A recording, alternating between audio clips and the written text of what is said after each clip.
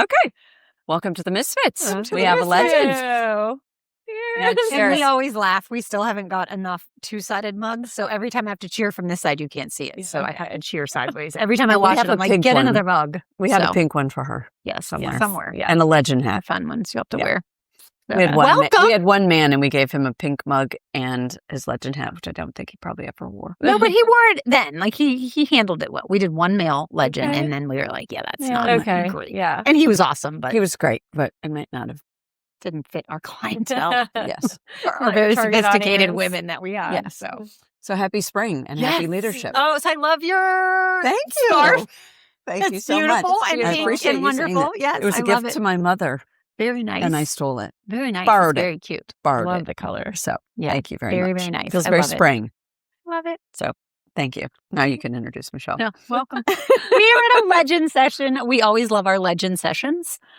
We have had some really great legends on, which is amazing that we get to sit with some of these women that are just inspiring, doing such great things for the Lord and just in the world. And so these are our favorite sessions. Love it. And it's interesting because sometimes there'll be like Kristen's legends that like somebody she knows that she kind of brings in, or it's somebody that I know. And so I'm claiming you. And we're keeping points of whose legends are the best. And so I'm claiming the most you as my favorite legend already. And we planned this a long time ago. We did. We were like, we could get Michelle. Yes, she's in town. So we're going to snag her while she's in town. Do you hear us? Very cool. I know they are. Very nice. I need a stylist, I think. I'm not stylish. No, I mean, it's okay, but like, I don't have anything cool like that. I couldn't do that. I couldn't pull that off. Sean will be like, Tammy, don't. Just don't. Don't even try. Just stop. Just try and just stop. When we go on the speaking circuit, we're going to get a stylist. Something like that. Yeah. That's it. Yeah. It'll kick us off really quick. So we talk about life work all the time, though. And there's a long pause. Sorry. Truth be told, we try to bring in speakers for life work.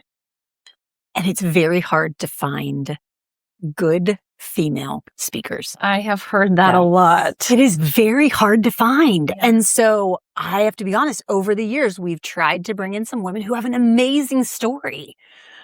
And then they just fall flat or they oversell or I don't know, but we get really bad feedback on most of the women speakers that we bring in. And so when we stumbled across Michelle a few years ago, you came to us from another life work that recommended you. And we're like, hey, we'll take any female that we'll try at this point. They got to be better than what we're doing. And we have kept her coming every year since because she has just got such a great, unique story. I mean, it's such a God story and such a unique story. And you're so incredibly personable, which is what I love. I tell people this all the time when I'm introducing you to life work and I say, to the group that's coming in, I'm like, we're going to have Michelle at this session. And I remember our first phone conversation, which I'm sure you don't because your story is really great. And I was just listening and in awe. I got off the phone with you and I looked at my husband and I said, I just want to be your friend.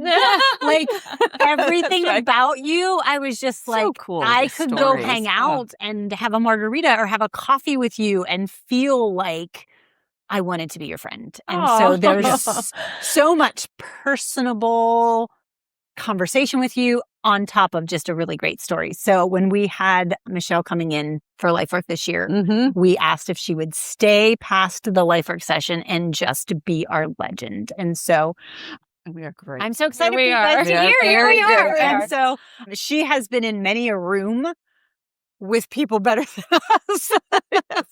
So, with bigger guns, for sure. Just Speaking of your arms. Different, These are different guns, not the good guns. She's like real guns. And so I would like you to just start out because I'm not going to do a very good job explaining your background and where you were and what you were doing and kind of who you are and what got you to here. And then maybe we can transition a little bit after you kind of share your testimony because our topic right now is leadership. So then maybe we can just dive into a few leadership things. Sure. Yeah. So I'm actually from Central Florida. My husband and I spent 10 years in the CIA as undercover counterterrorism officers.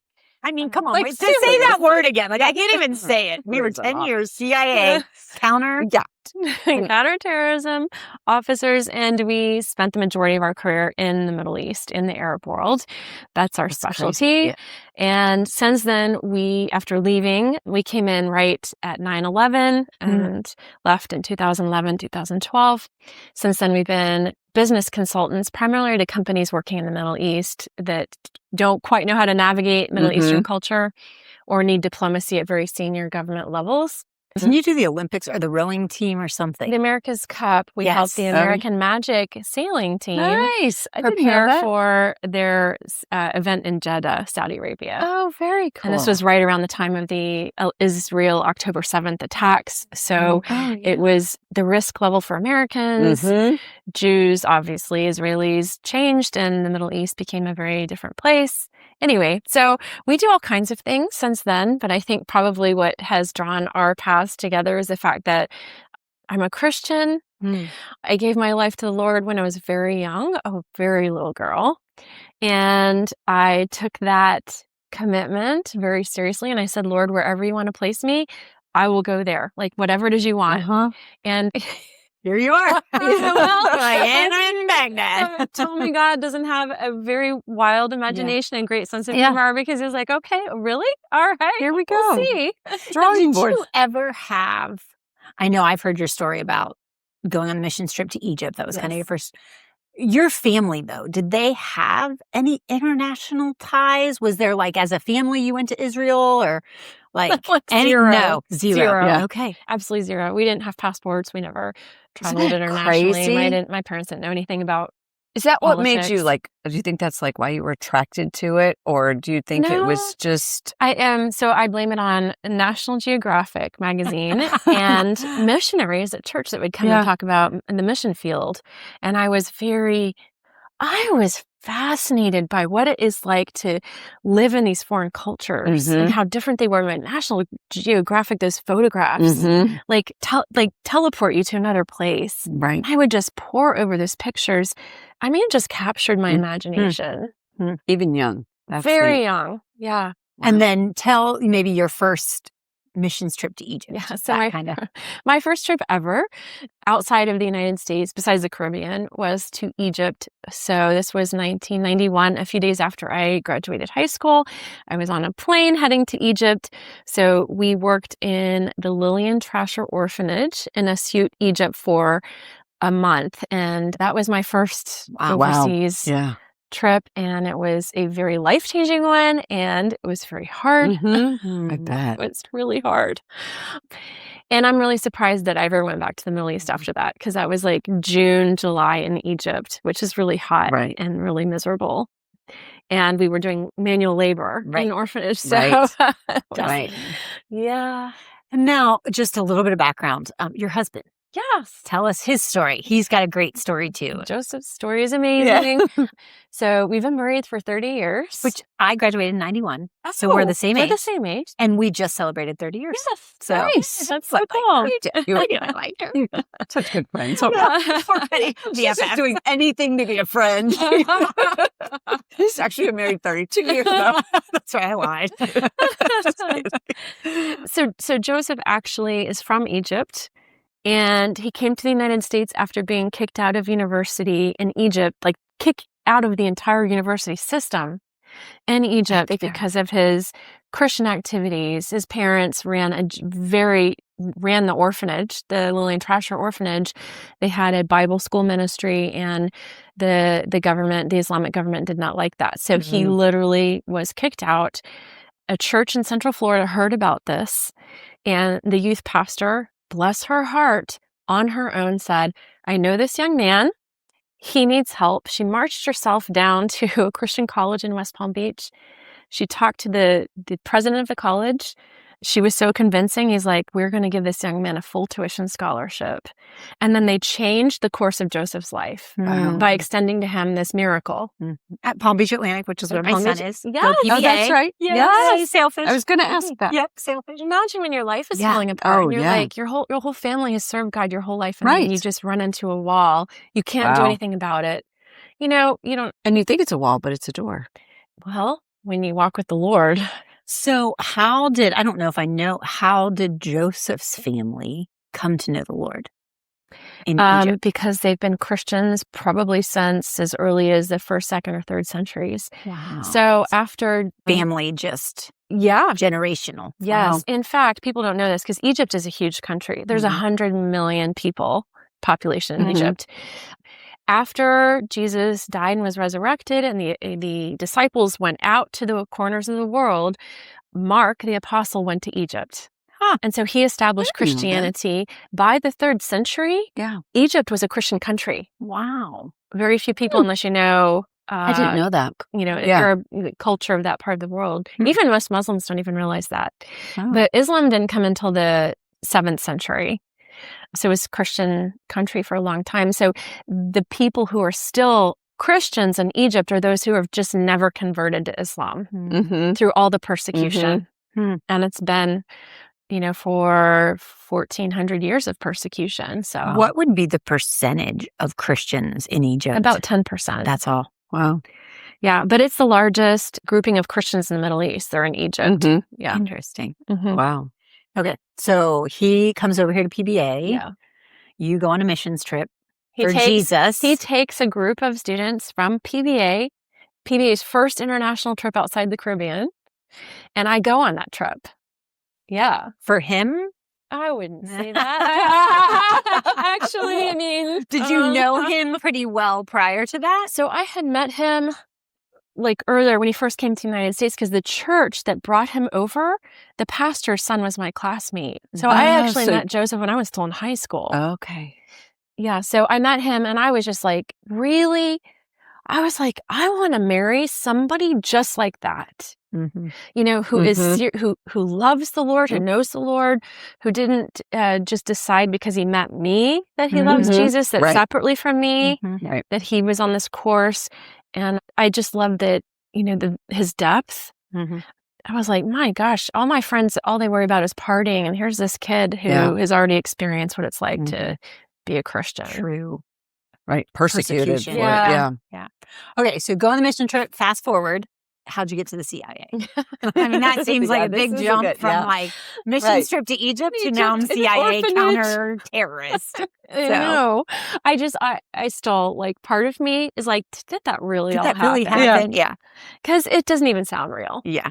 It sounds pretty ridiculous. Yeah. I'm sure it didn't feel ridiculous when you were in it, in the trenches and the bombs and the stuff. No, it felt ridiculous even then. What am I doing? I could have been in South Florida. Imagine explaining this to my parents.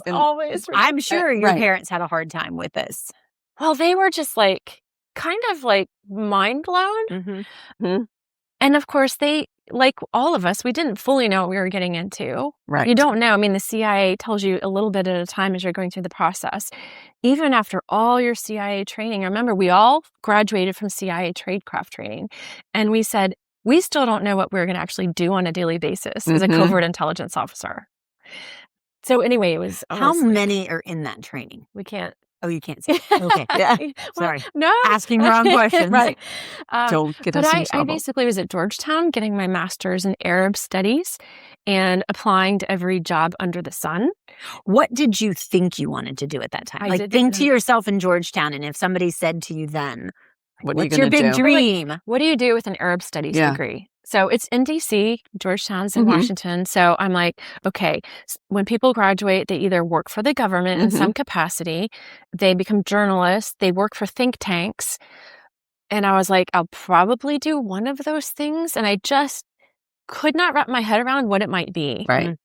I really couldn't. I was just grasping at straws. You knew, Arabic studies was what you want to do. You were passionate about it. How did you get into that? The only thing that the Lord implanted into me was just a wild desire to continue learning about the Middle East. Okay.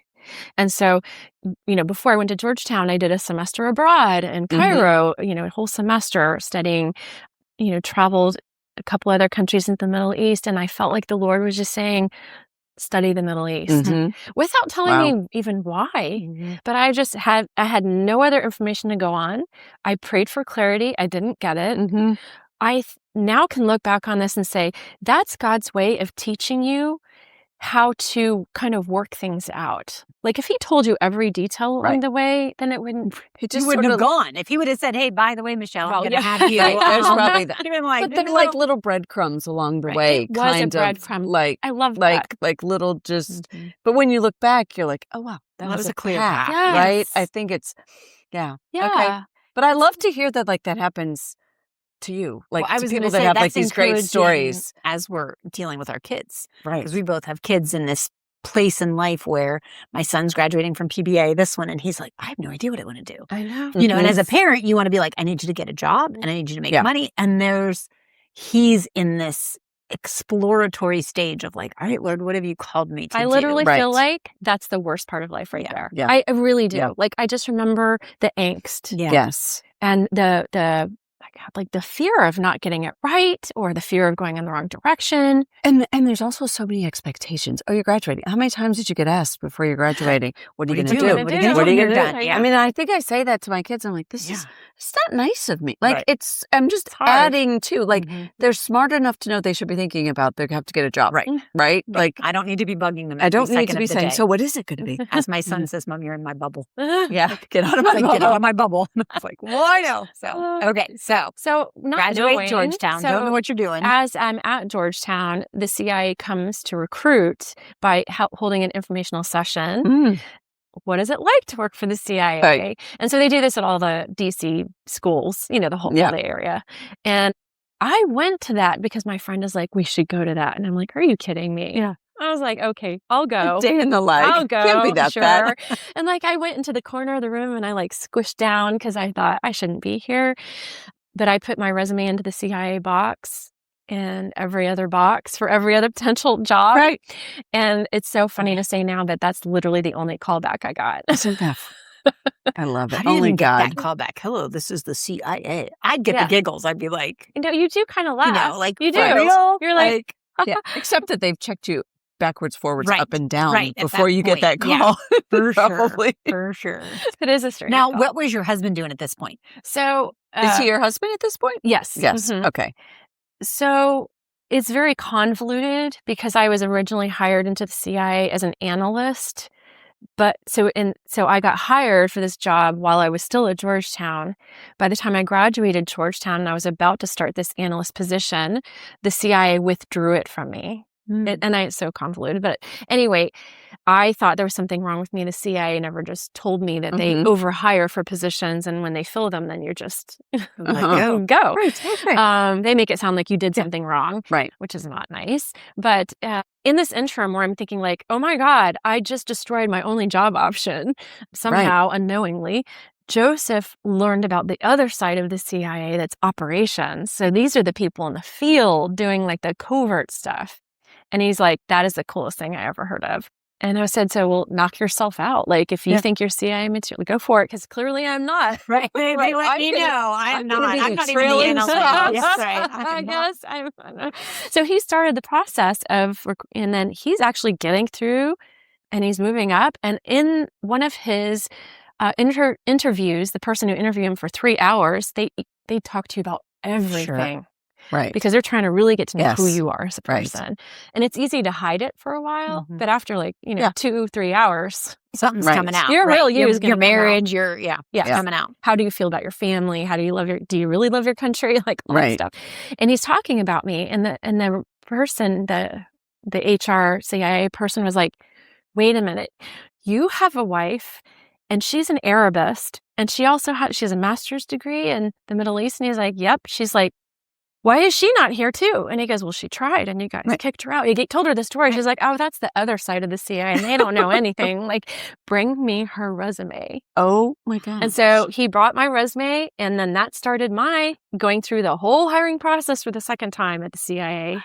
Which, so fun to go through every time. Oh, like it wasn't about enough doing it once. You got to do it twice. Again. So then we ended up getting into the overseas component of the CIA, which was clearly what the Lord had in mind. Clearly, the Lord did not have it in mind for me to have the earlier job. So I remind people all the time, when God shuts a door, it's painful, but you so have to trust that He knows better than we do. And that's probably to save us from a direction we should not go in. We Even all with have the those. CIA. Yeah. We all have those, right? We all have those moments. Yeah. They're Stories. painful. They are. I mean, and even talking It's with terrible. our kids now, it's always like, you didn't get this job, there's a reason. Right. We can see it, but in the midst, it's very hard. Yes, it is. Yeah. So we got in. We got All right. Did they sort of take you together?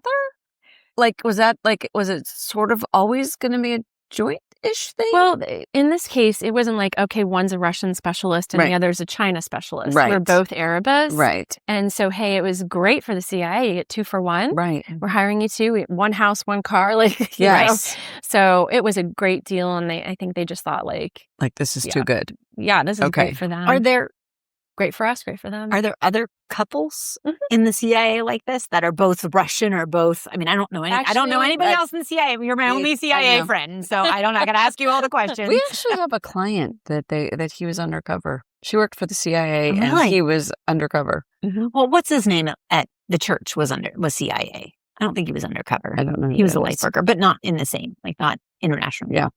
But are there couples? So there are a few couples. It's very rare that they're both in operations or that they have the same focus. So sometimes, the man will be a case officer usually and the female will be doing admin. Like that's pretty typical. Right. Always the female gets the admin. And do they usually meet in the CIA or do they come into it? I feel like there's many people that come into the CIA together. Right. So most of us that come in are already married. Well, I mean, things have changed these days. I'm sure there's a different generation. So you already came in married and it was mostly men and then their wives stayed at home and take care of their kids. Like that was generally what you had. Right. The few that came in and were both in operations, not many at all, came in together around the same time. Yeah. I mean, we thought we had a pretty male-dominated world. Yeah. I would say the CIA has us beat. I think Michelle. I mean, maybe Michelle's not as bad got us now, but beat Michelle in this might have us category. beat. Yeah. And then working with terrorists. Yeah. So tell us, like from a leadership perspective, right? That's what we're supposed to be talking about, and I guess that we should probably ask questions about that because I'm so I could sit here for hours. This could be a 3-hour interview, like so fast. But like from a leadership perspective, I think how does that work? Like were you tell us what you were what a day looked like. So a day in the life would be you go into work, you log onto your computer, you're logged onto top secret security systems, you read all the incoming, we call it traffic. So all the cables that come in, cables have always intelligence reports that have to do with your part of the world or your region of the world. So you always have to stay up on what's happening all around you.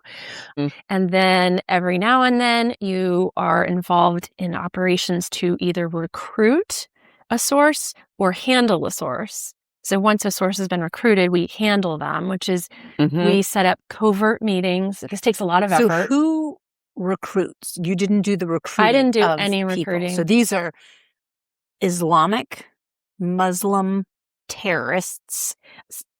A lot of the recruits that we dealt with were terrorists and insurgents, but there's also some that were not terrorists, had other positions, but they were all Muslim. All willing to come in and basically give you intelligence. Which is not a small thing. Sure, right? Because their life is on the line, literally.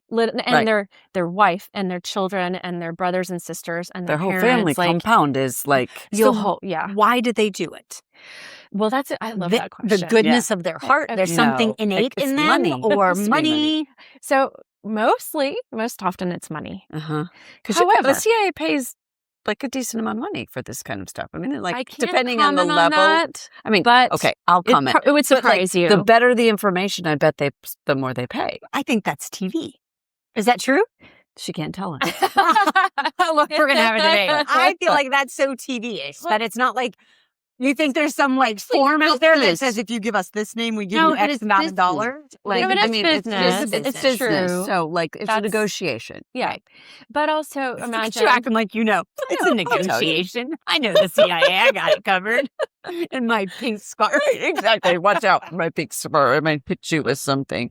Okay. If you think about a lot of the places we worked were war zones or places where there was a lot of poverty. So even a small income is a very meaningful income to feed your family. And however, there were a couple of incredible sources that did it because, hey, I was a terrorist. Those people use me. I hate that ideology, and I'm willing to risk my life to work against it. Okay. Like, they're like gold. Right. And was there a team in the CIA that was the recruiting team that like would go out and find these? So my husband was a case officer. That's so a whole he job. found the people. There's very different ways we do that when they don't like us to get into details of how we do that. Of course. But they recruit, and you recruit trying to figure out their motivation. Yeah. You have to know their motivation. Yes, right. You have to know why So they're double spies? Like that's what the TV, double like agents. double agents, like, right? So you got to know they're not a double agent. Well, always. That is, sorry, So that's real. always what you're dealing with. And a lot of lying sources, a lot of fabricators. If I, can you pay me if I give you information? Sure, I'll give you information. I'll make it up. pull it out of my butt. You know? I'm going to make it I'll up. come up with something. So we have those. You're always trying to weed out like the bad intel. Yeah. So I forgot what we were talking about. I don't remember. We were talking about like a day in the life and how you found these people. Yeah. So, okay. So then after you have your meeting, then you got to come back and you got to spend days writing up all your reports. Because we always say if you don't write it up, it never happened. Like the CIA can't do anything with it unless you have to document all kinds of details from do you have meetings. to get then like backup to that documentation, or is it just the source is the source? No, we want to vet as much as we can. And the source has been vetted a lot, probably. Well, I can't say that. We should be always vetting sources, but I can tell you that the U.S. government, every agency, every part of the U.S. government absolutely sucks at vetting. We don't know how to vet. Right. Why? Well, first of all, we don't have people who are knowledgeable about overseas cultures. Right. So we're terrible at vetting. It's terrible. Now, did you guys live amongst the locals? In most of our locations, and then sometimes we were on a compound if it was like a war zone. Right. Okay. So from did you how did you lead all that? Like, you walk into a room and Tammy and I are sitting here and we're willing to give you information. Like, how do you lead that conversation? And so somebody said that we have information that you want and we could be faking. Like, is it like, how do you lead that well as a female as opposed to not, right? I mean, like, that's well, and tell your story the first time you got to go in. I think that'll speak to the leadership that you used the first time you got to interrogate. Yes. So being a leader is knowing how to establish your authority and your bona fides, right? Because you can't lead people unless they trust you, right? And we talk about being a servant leader, but in these situations, we're not being servant leaders. Right. So Right. Be a servant leader. Yeah. Because you're dealing with terrorists. So they're very like type A. They're very like, Yeah. So you basically, my first interrogation of a source, which I talk a lot about in my book and on the stage, it was such a challenge because, like, how do you establish your bona fides as a female? Because they think I was so young, I was in my 20s, 30s, and Isn't that crazy? I always looked younger for my age. That didn't help. And they thought, Christian, female, American. I mean, the deck is stacked against you. And do they know you're a Christian? Oh, they assume everybody They is. did. Okay. In my case, it's true. Right. Yeah. But they see American as a very Christian. If you're American, you're a Christian. Yeah, absolutely. Especially back then. And then, so I really had to go heavy on the establish your bona fides. So speaking Arabic, shaking their hand with a very firm handshake, body language is very confident. Again, speaking in Arabic to show him, I didn't just get off the boat. Right. I know something. Yeah. Right. Then I would compliment the person I was meeting with. I mean, it's a terrorist, but you're still complimenting on them, turning on their group and giving you intel and complimenting their efforts and thanking them. And then saying something really smart about either them or their culture or their neighborhood. I really had to lean heavy on and I am not like this in life. I will never establish my vote and tell you who I am. No, but here you have to. Yeah. Because that is the culture. So if you're going to lead in a different culture, you got to know who you're dealing with. Right. So you got to lean in heavy. And I talk about Iraq and the war and how it's tearing the fabric of society. And I would talk about things that were really deep, that showed a deep understanding of the region. And then I would flip these guys who started out by thinking I'm an idiot. Right. And then were like, like Mm. enthralled, amazed, whatever. Mm-hmm. I can Right. work with that. Yes. Like, Right. still very excited that I'm a female. So, they want to touch me. They want to hold on to me. And I have to like be very careful to like pull my hand out of their grip and all that stuff. But the leadership is really understanding how to motivate that person sitting in front of you. Yeah. Mm-hmm.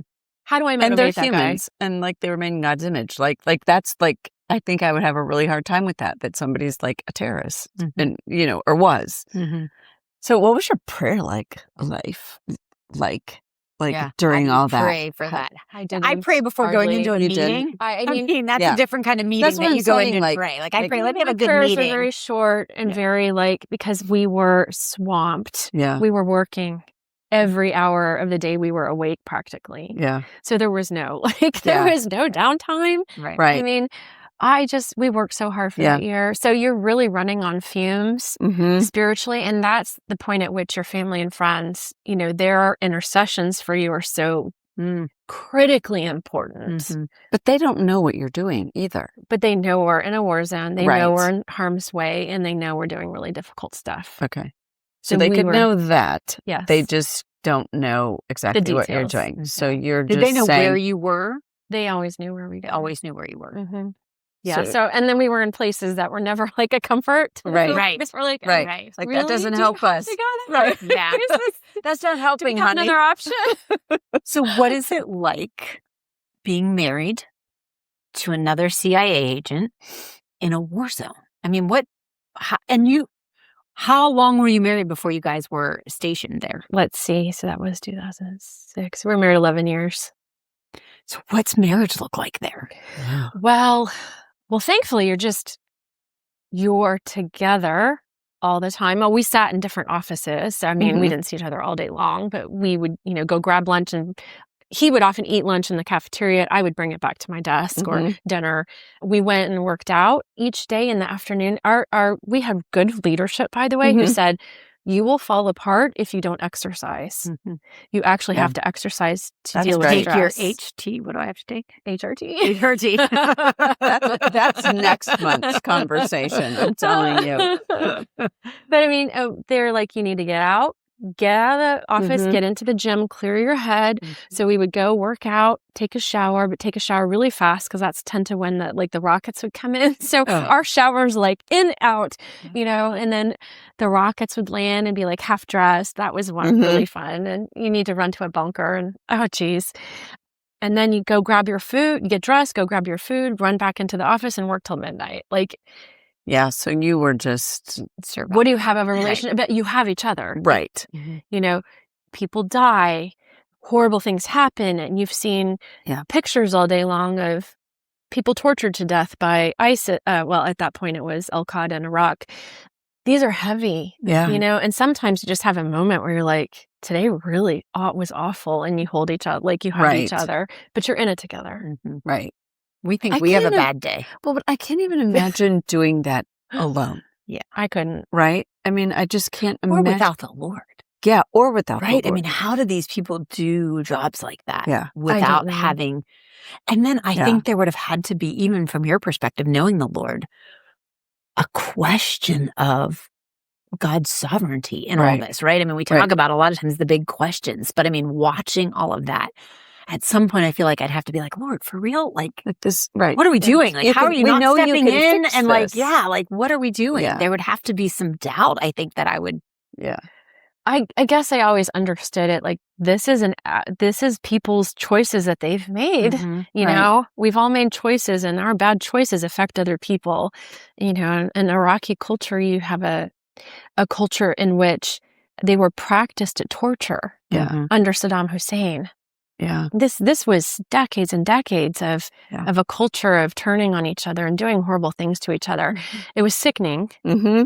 The level of stuff that we saw or were aware of was really awful. And that's heavy. And I think that's why we only made it like 10 years in the agency. And we're like, okay, we're out. How long were you there? Was it the full 10 years? Like, so you're in, you train, and then you were officially like agents for 10 years? All international. I would say there was maybe a year back at headquarters during a part of it, and then another maybe almost a year at headquarters at a different time. So there were a couple of short stints at CIA headquarters. So And did you both decide you wanted out at the same time? Yeah, we felt it. Like we knew it. It was very clear to us. Yeah. And it was a huge relief. Oh, actually. yeah.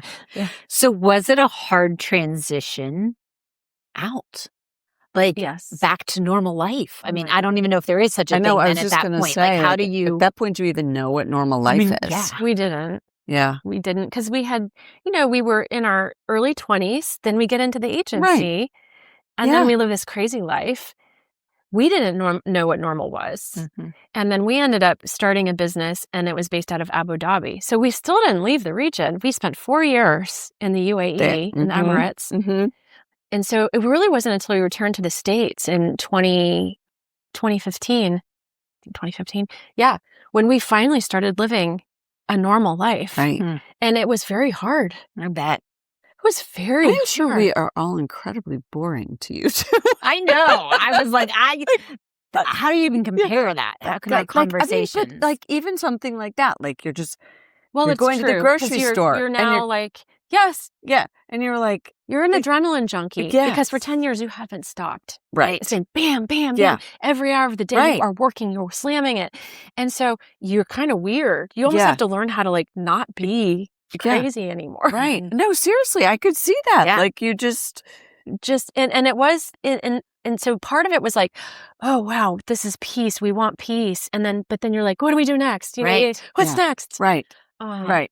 And go so into the grocery create store. some adrenaline. Right. Or people would tell me, I'm so stressed out about blah, blah, blah. And I just... I would be so irritated at people. I get irritated at people now. I can't even imagine that. That's where you feel like that's making you sick. That's stressing you out. That's how do you find a disciple group? Right.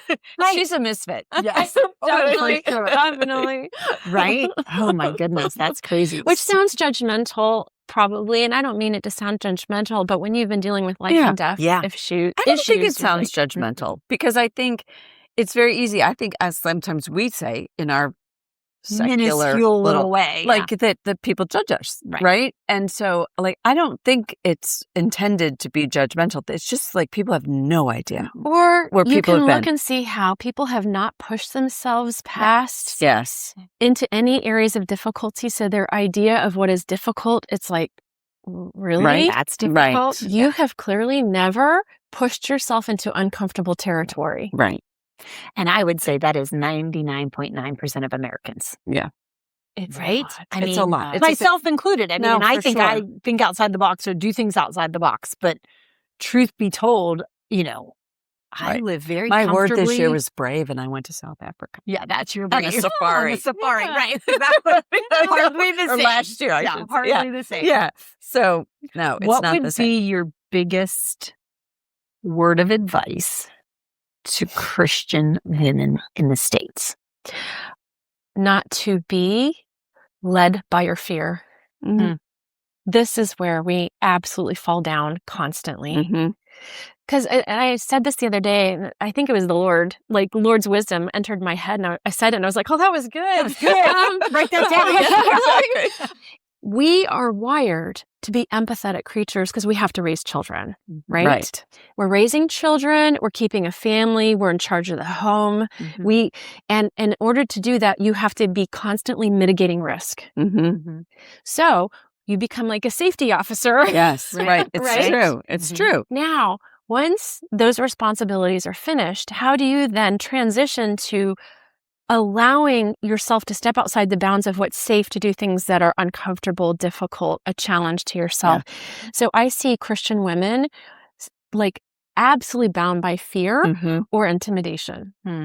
Oh, I don't have what it takes. Even happens while you're saying, make sure you put on your seatbelt, right? Like, I don't even know. I think we should do it before that season is over. Yes. Like, which I think that's why we have misfits, right? It's not because those seasons are over. It's just because we're like, this has to be different. But because Bound by otherwise you fear. don't teach your kids. Right. I mean, we talk about this all the time. Faith, in my mind, faith without risk isn't really faith. It's not. Right? Because if it didn't take a risk, then it's no faith involved. No faith so involved. if you're not taking a risk, then it's not really faith. Right. When I you're agree. comfortable and you're just doing, I mean, it's how I got to life work. Yes. That's the story. I had a very comfortable job at the university. Like I Yeah. had a very comfortable job. I knew it was Christian university. I love Jesus. The kids got free college tuition. I mean, it was so comfortable. And I remember going to my husband and saying, I don't want a job that I could do with my eyes closed. Yeah. Because then I don't need Jesus. And not that I mean to push Jesus away, but I just go to work and I do my job. It's comfortable. Whereas when you are doing a job, yours obviously physical risk, but even in normal people, not you, not that you're not normal, but non-CIA people, if I didn't do a job that made me have to risk something, then I'm not stepping out in faith. Yeah. Well, And so just the it makes you pray. You know, when you're Holy taking crap. a risk, you're like, if this doesn't work, I'm screwed. Yeah. you know, Yeah. I'm in Come trouble. on, Jesus. Like, Yes. Lord, you got to come through. And You have to rely on him. but what a reward, right? Like, I feel bad for the people that aren't willing to do that because the reward of watching God work is so incredible. incredible. Like, it will shake your world. Yes. And then the next time, you just easier. it's because easier. you've done that. Right. Mhm. And that's what I think at the disservice that as Christian women we do to our kids is we teach them the fear part, right? We live in that little like Be careful. be careful, don't cross the sidewalk, be careful with the ball, it's my going in the hands, street, right, right? yeah. All that. And we never ever say just jump. Yes. Like yes. just jump. Like Yeah. like if this is what God has called you to, just jump. Mhm. And so I love that you said that because it is, I think that is a disservice And that the we do. older we get, the harder it is to take risk. That's true. And that's Yeah. been as I'm aging. You know, my kids are growing. I'm watching my kids now take these risks and I'm thrilled for them and excited. Okay, you're going to move here and take this job. And my daughter flew to, all by herself. Yes. And I'm like, oh, I would have never done that. But like watching them, Mm-hmm. but I feel myself settling. Yes. You know, For even sure. in It's easy work. to I mean, do. we talk For about it sure. with life work. Like I'm For like, sure. it's just easy if we don't do that. And we Right. start to settle and I think You I know still have a what? lot of life left. I don't want to do. start settling now, right? Well, and no. so you have Right. to force You have to yourself. force. Yeah. We You are have like to at make a conscious halftime. decision. Yeah. Like, we got- exactly. We have I so have a much whole other runway half left. we gotta I do. mean, we Yeah. have so much runway left. Mhm. But I think, I'm not being critical, but there are so many people that are just like, well, I'm done here. Yeah, I know. Really, Right? you can Again, tell, like how when you interact with Like, people. like it's just, I'm going to drink wine and play tennis. And not that that's bad, Yeah, but it is So much more. there's so much Yeah. more, right? And I think when we say take risks, we're not saying like you have to go out and be in the CIA, to, Right. like, That you have they to would fly want to me. the ends Yeah. of the earth. They would not want Like that. I think people are so empowered by taking little risks and Mhm. doing something really well. Mhm. Like Right. people will tell me that stupid little thing.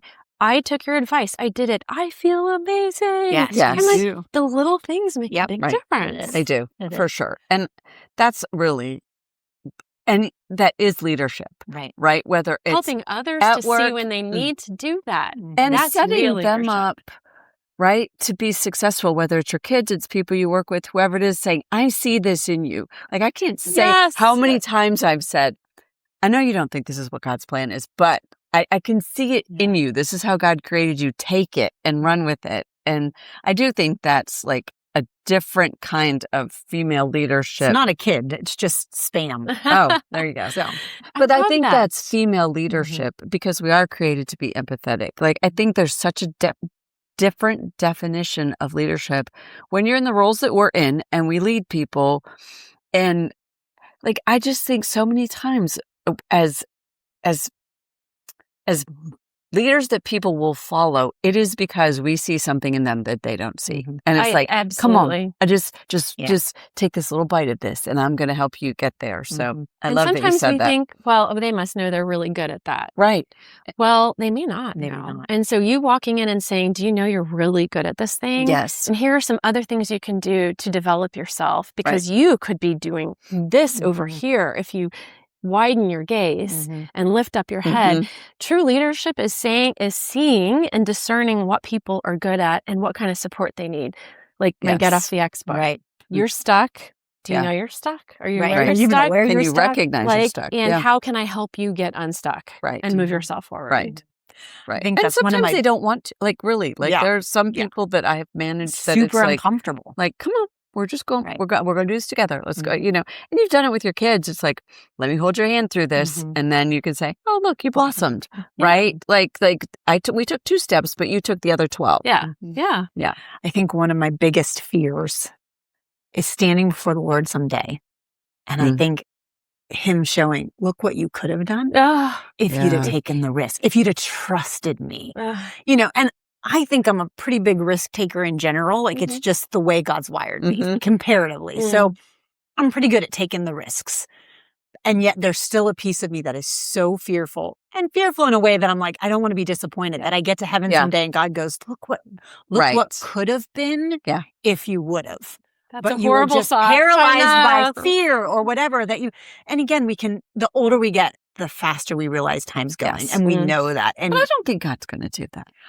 Like, I mean, he's hope a loving not. God. He loves us. I mean, I think hope not. I don't think he's going to I do don't that, think but it is a good. I don't want to miss it, though. right? But I do think it's a good opportunity to check yourself Yeah. and say, what did I miss today that Right. God put in front of Right. my face? That's there. And I didn't take it because I'm afraid of it Whatever. cost too much money. It made us move. It made us, Right. out of our comfort I didn't zone. have time. Right. I didn't. Right. I'm just too busy. Yep. Whatever. Yeah. So that I think that's a good check. Yeah. But I don't Hope want. he does. I don't. Man, that's think going to really God's suck. gonna- There's going to be that moment. I know there's no tears. We're not going to cry. I'm going to be like, man, I could have. I don't think he's I going to just be don't like, want to live Tammy, with that. watch this video. These are These the things you could have had. 417 things that your life would have looked like, and instead hope it not. looked like this. It's not like I that. hope not. I hope not. I hope not. But I do think of that Yes. in the sense of But I think that's a good just safety take check. the right? risk. Like, am I stuck Right. What's on the the worst? X? Yeah. Right? What's Like, the worst that can happen if I try and this you right have now? to have accountability. I think particularly like as women, because it's so easy for us to fall back onto the very basic things that God created us to be, which is empathetic and caretaker and safety patrol and all those kind of things. Right? Like, I think it's very easy to fall back to that. So if you have accountability, again, that goes back to it is leadership to ask for help and somebody to say, can you be my friend and help Check me when I'm on an X, Yes. when I'm stuck. Yeah, exactly. So, I have a friend, one of my Mac carriers. She challenged us this year. She got us each a big, huge yearly calendar, like dry erase calendar. And she asked us to put it on the wall. And she said, I'm challenging you to do one new thing a month. I love And that. we're going to chart That it on is our good. Gosh. calendar. that's a good And friend. she said, it doesn't matter if it's chopping down a tree. It doesn't Right. have to. So her first one was she took her family and went curling. Oh, And that's so just I good. saw a video the other day and I sent it to him like, this is going to be on my one thing to do. And it was one of those women doing the bungee jump exercises. And it was one of the memes where they're spinning and flying. I was like, I want to do that. But I think it leans to what her and I talk about too, is this idea that I don't want to be stuck. Yeah. Right. And so even if it is just one stupid thing a month that I'm forcing love that. myself Right. to do, Right. I Love want it. to challenge Yeah. that. So I love that we're going to do that. I'll let you know what my This bungee is jumping good. is like This is when we good. do it. So Yes. But you're actually going to bungee jump? No. it's not, no, it's like It's the just- bungee jump exercise where you're attached to got the it. wall in like an Got aerobics it. room and you're I went bouncing. skydiving sounds fun. at, So, I at mean- the skydive, whatever that place is called. That was fun. Oh, in the box. Yes. Not real Okay, skydiving. It doesn't need it still felt like you were But if you floating. fell, you only fell 2 feet. Yeah, and there was a net Right. too. I mean, no, Hey, but I haven't done it. I was That's brave. something new. I You was have brave. That was I need to last do year it. for my birthday, and it was I when I need to turned do it. 60, and I was brave. So So proud of you. Thank you. You could be my friend too. You could be just her friend. So Oh, goodness. Well, Anyway. Michelle, thank you for Yes. coming. I know we're all out of time. And I know we could share a lot Oh, more, and you've got a goodness. lot more stories, so we can maybe bring you back again. Absolutely. Yes. But That would be appreciate you great. being here. next year, same time, same place. Yes, Sounds your book. good. Tell us your books. Oh yeah. Oh, yeah. So, We We know how to put them in the thing. The Ah, production okay. team will Brought work it. on that. I showed you. book number 1, Breaking Cover, a memoir with all the crazy CIA It's a fun book. stories. I loved that book. And then And get you off. had to sort of wait to be able to release that, right? Because I think I remember that complicated. from your To get it cleared talk. by the CIA. The CIA had to Took a clear long it. time. Yeah, Yeah. yeah. And Which then makes the- it even cooler. Yeah. It does. Yeah. And then the second book is Get Off the X, which just came out last year. And it's to help help people get unstuck. It's exactly what we're great. talking about right now. But I'm a storyteller because I learned through people's experiences and my own. So I tell amazing stories of people who got unstuck in crazy situations. Like a gentleman who was in Kuwait when the first Gulf War started and was taken as a human shield by Saddam. And he was one of the human shields for 4 months or 4.5 months. No, that's something to put on the resume. That would talk about unstuck getting you. stuck. Like you didn't get yourself stuck, but now you're stuck. And like, stuck. how are you going to handle this? Right. Like emotionally, spiritually, mentally. My sister, who was a teenage mother at 16, that's another story. Wow. I have another story of a couple, a friend of mine that were from Jacksonville who both lost their job on the same day, husband and wife, and their residents. Wow. Like, so there's all these incredible stories in book number 2. Good. I want to read that. Is there going to be a book 3? I hope not. Easy. That's what it's taking, right? So I'm sort of stuck on the X about the book thing. Yeah. Yeah, she's been talking about writing a book forever and just hasn't gotten unstuck. Nope, I don't have anything to say.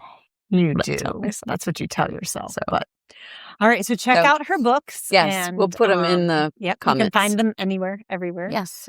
Yeah. So And thank you. This was Yes, so it fun. was fun. This was so great. Thank you. Thank All right, you. We'll get on Tammy's next chapter. Yeah, regarding I her definitely health. get bonus points for Michelle because she's CIA, so I should get bonus points for No, but legends I with meant that. we're now going to be talking about your health. Oh well, that's the next one. Yeah, so Get cheers. slathered in Cheers. that note. Cheers. Thank Yeah. you, Michelle.